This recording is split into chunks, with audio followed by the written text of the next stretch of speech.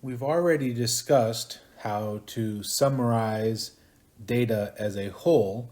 If we are given a set of data, we could calculate the mean, and that would tell us like the average value or what like a normal or a usual occurrence might be, say in the mode. We've learned about standard deviation. You take all your data and try to say how spread out it is. For this video, we're going to be focusing on a single data point and ask ourselves, what can we say about that data point compared to everything else in the data set? The first thing we're going to do is something called the Z-score of a data point, and this is calculated by taking the value of x that you have, the actual data value, subtracting the mean, and divided by the standard deviation. So I'll write that in words here. The data value minus the mean divided by the standard deviation. And what this does, this z value gives a measurement as to how unusual a data value is compared to the mean. So if the value you got is not that far off from the mean, it would have a low z-score. Whereas if the data value you got was much larger than the average value, you'd have a high z-score. And if your data value was much below the mean, you'd have a large negative z-score. So a z-score is just a way of saying how far away are you from the mean, taking into account the standard deviation. Now, the z-score does not actually have any units with it. So for example, let's say you're talking about height and you say someone is 6 foot tall and the average is 5'10" and the standard deviation is this. You might get a z-score of 1, let's say. That's not 1 feet, it's not 1 inch, it's just 1. We have made it dimensionless, we have made it unitless, we've kind of divided out all of that so we have a standardized number, this z-score, and it allows us to compare things in different groups. For example, if you wanted to compare how much taller than average a certain man was compared to the average adult male, and you wanted to compare that to a woman who's also taller than the average woman, and you want to say which one is more taller relative, you could calculate the z-scores of each of them and see which z-score was higher. And that would be the person that was more taller than average for their given gender. Okay, if we don't like that, what if you want to compare, let's say, scores on different exams in different classes? Maybe in one class you got a high 80, 88 or something, but that exam was easier and it had a really high class average. On the other hand, maybe you're taking, say, a physics class where usually exams are way harder and you only got a 65 on that exam, but if the class average was 30, you did really, really well. So this z-score allows us to compare these data from different sets and try to say, how much more or less than the mean is that data point. And in fact, z-score is something we are going to be using over and over and over again throughout the entire semester. You really need to get down z-scores and what they mean. And this is one thing that there isn't a quick, easy button on your calculator for. So this is one formula you're really going to want to actually use yourself. But the nice thing is it's not so bad. You're just subtracting two numbers and then dividing by a third number. Data value minus the mean, get an answer, and divide that by the standard deviation. Next topic here is percentiles. So what would we mean when we say the 90th percentile? This is going to be the data value where 90% of all the data values are less than or equal equal to this value. So let's say that exam in physics and you got a score of 60, and if that means it's the 90th percentile, it means that there were 90% of the people in the class they got 60 or less. So percentile is just giving you a way to say, okay, at this point, this percentage of people are at that value or below that value. And you can have 90th percentile, you can have 30th percentile, you can have 70th percentile. You've probably seen these in most standardized exams, like the SATs and things like that. You take it, it gives you your raw score, and then it also gives you a percentile score saying how did you do compared to everyone else.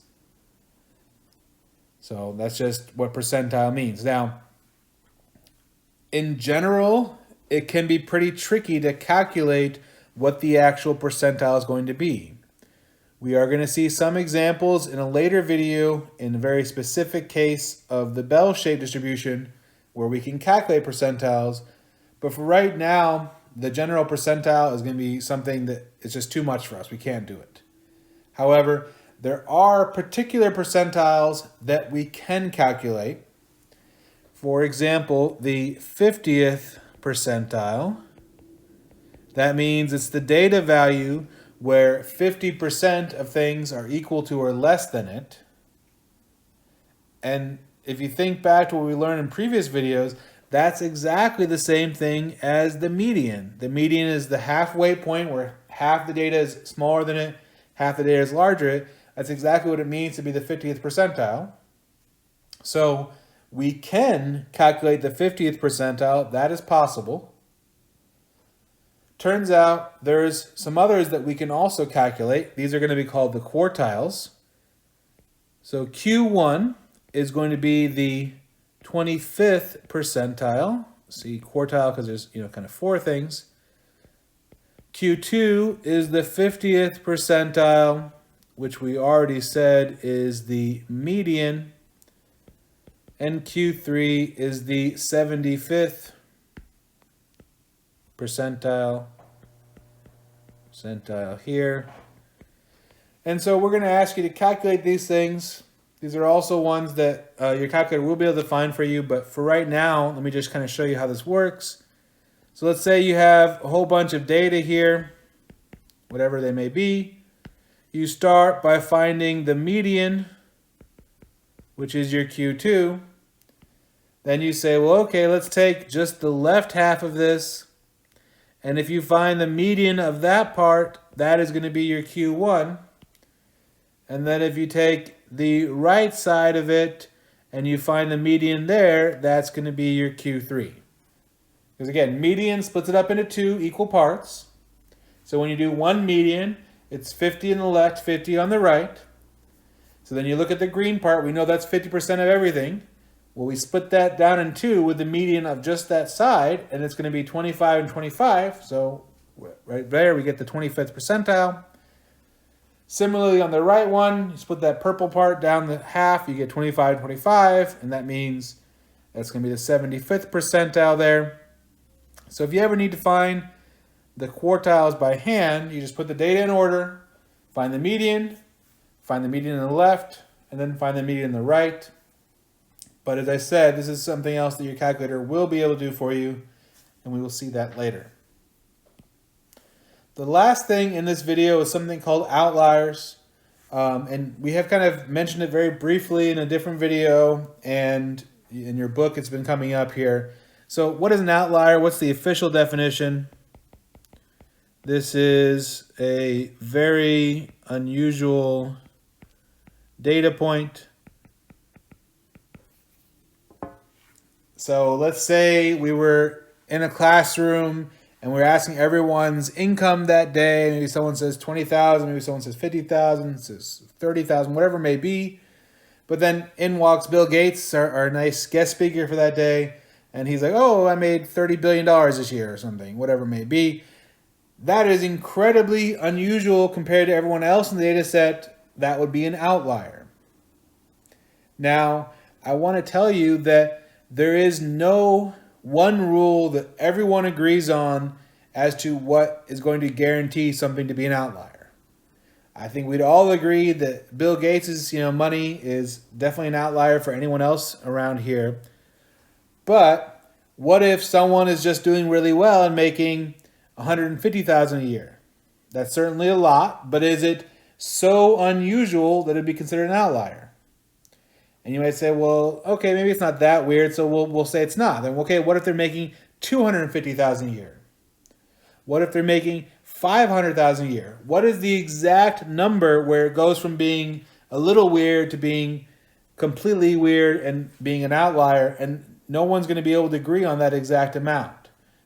So it's important to know the idea of an outlier, but it can be kind of hard to know exactly what an outlier is in certain ways. Sometimes people will say, look at the z-score, and some will say if your z-score is more than 2, that means you're an outlier. Some people will say if it's more than 3, it's an outlier. Some people say depending on 2.5 or something. We are going to learn a very specific rule for finding outliers in the next video, but that's really just for that one context. That rule doesn't necessarily apply to every situation. So it's just, we're going to learn one way and we're going to talk about that. But for right now, it's just important to know what the idea of an outlier is, and if something is really far off, it is an outlier. And this is just another one of those examples I mentioned in an early video that, you could have 2 completely different answers on the test and both people getting it right. I could ask, is this data point an outlier? And someone could say yes, because it is blah, blah, blah, blah, blah, this far away, and so on. And someone else could say, oh no, that is not an outlier because of this, this, and this. And if you justify your answers well, you can both get full credit on the problem. There is not necessarily one correct distinction as to whether it's an outlier or not an outlier. So just keep that in mind as you're going through studying how to calculate these things in this section.